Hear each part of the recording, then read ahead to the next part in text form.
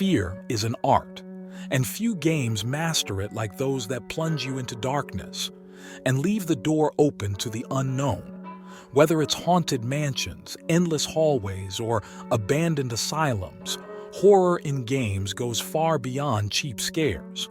It taps into your worst instincts, the fear of what you can't see, the paranoia that something is always there, watching. Today, we're exploring the games that don't just scare us but make us question every shadow, every closed door, and even our own sanity. Brace yourself. You're about to enter a world where horror isn't just an experience, it's a memory that never goes away. You are Ethan Winters, receiving a disturbing video from your wife Mia, who has been missing for 3 years. The message is brief and terrifying, making it clear that Ethan should not come looking for her.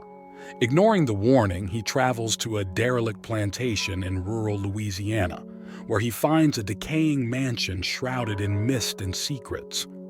Inside the Baker family home, Ethan discovers Mia is not alone. The residents, violent Jack, sadistic Marguerite, and psychopathic Lucas, seem infected by something far worse than madness. They hunt, torture, and toy with Ethan like a cat with a mouse. Armed only with a pistol, a flashlight, and his will to survive, Ethan must face grotesque horrors, solve macabre puzzles, and uncover the truth behind the Umbrella Corporation, all while escaping a family that cannot die. Most of the game takes place inside the Baker Mansion, a labyrinth of narrow halls, flooded basements, and creaking doors. There's no room to run, only to hide. The first-person perspective amplifies immersion. Every scare feels like it's happening to you. Jack Baker is unpredictable. He laughs, cracks twisted jokes, and stalks you like a predator playing with its prey, reminiscent of Freddy Krueger's deadly charisma. Marguerite Baker is even worse.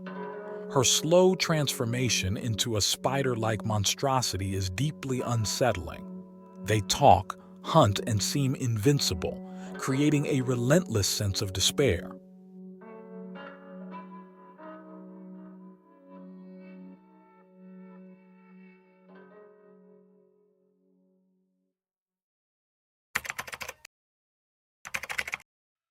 In Outlast, you play as Miles Upshur, an investigative journalist who receives an anonymous tip about illegal experiments at Mount Massive Asylum, an abandoned psychiatric facility in Colorado.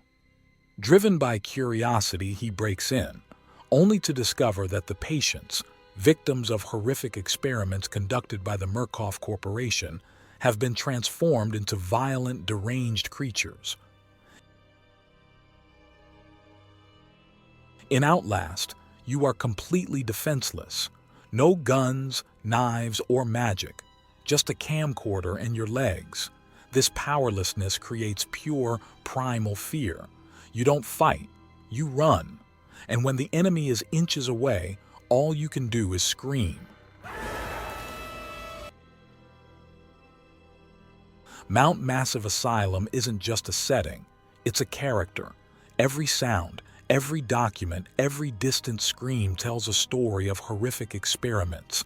The madness is contagious, and your camera, your only source of light, can betray you at any moment. Outlast's enemies aren't just monsters, they're victims of their own minds.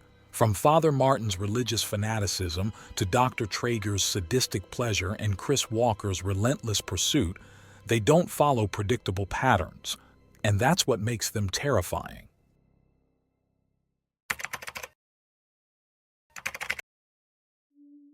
In PT, playable teaser, you wake up in a haunted house hallway with no memory of how you got there. What seems like a simple demo turns into a psychological horror experience like no other, where each turn down the same hallway reveals new layers of horror.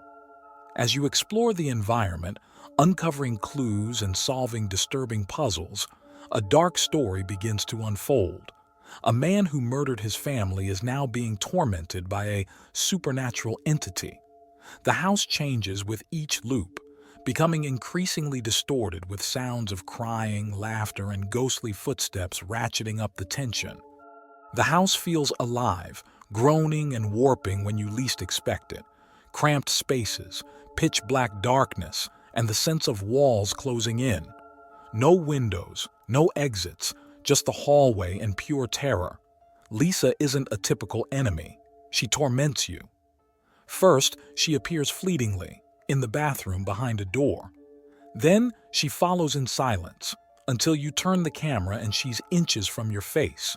Her movements are inhuman, broken limbs, tilted head.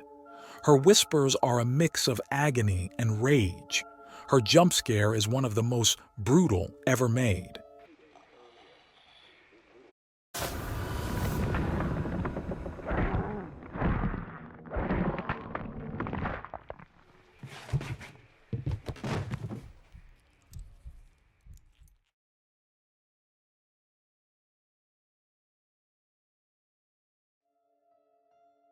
The game offers fragments of a horrific story, a father who murdered his family. The deeper you go, the more you question reality. Deafening silence builds tension. When sound does come, it's a scream, a creak, or a whisper from nowhere. The radio loops cryptic phrases that burrow into your mind. Son came to investigate the commotion. The father shot him too. His 6-year-old daughter had the good sense to hide in the bathroom, but reports suggest he lured her out by telling her it was just a game. The girl was found shot once in the chest from point-blank range. The mother, who he shot in the stomach, was pregnant at the time.